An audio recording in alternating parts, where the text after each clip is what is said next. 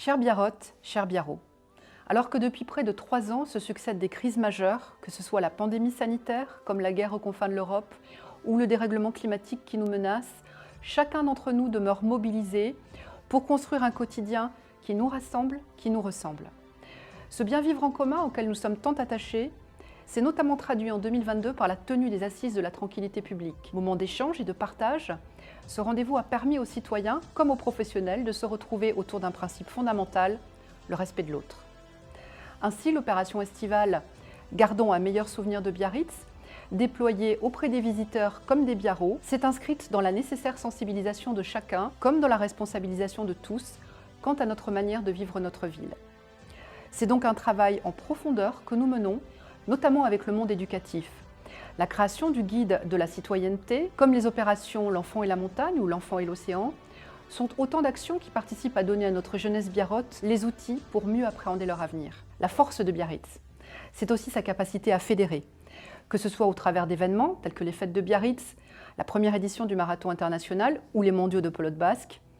En 2023, le Festival international du film de Biarritz, nouvel événement culturel majeur destiné à notre jeunesse, participera au rayonnement de notre ville. Évoquer la jeunesse, c'est aussi et surtout évoquer les écoles dans nos quartiers.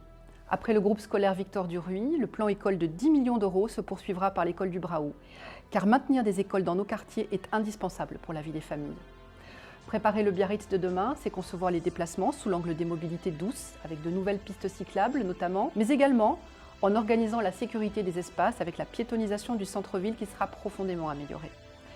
Notre cadre de vie exceptionnel, que bon nombre nous envient, doit continuer à être protégé et valorisé. C'est pour cela que sera doublée l'enveloppe destinée à un grand plan trottoirs et chaussées dans nos quartiers.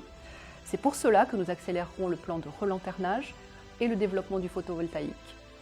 C'est pour cela que nous maintiendrons une brigade environnementale forte pour assurer la propreté et la sécurité de nos plans d'eau comme de nos espaces boisés. Et notre enjeu prioritaire reste le logement pour tous. Nous ne nous résoudrons pas à laisser partir nos jeunes et nos Biarrots en général à l'extérieur de notre ville. C'est pourquoi les travaux engagés dans le cadre de la réalisation du futur quartier Aguilera vont se poursuivre. Ce cadre de vie doit répondre aux attentes fortes en matière d'activité sportive.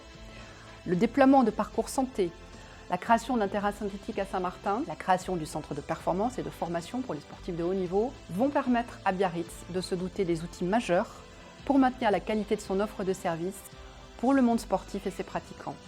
À l'aube de cette nouvelle année 2023, avec l'ensemble du conseil municipal, j'adresse à chacune et à chacun d'entre vous mes meilleurs vœux de santé, de prospérité et de bonheur pour Tébérione.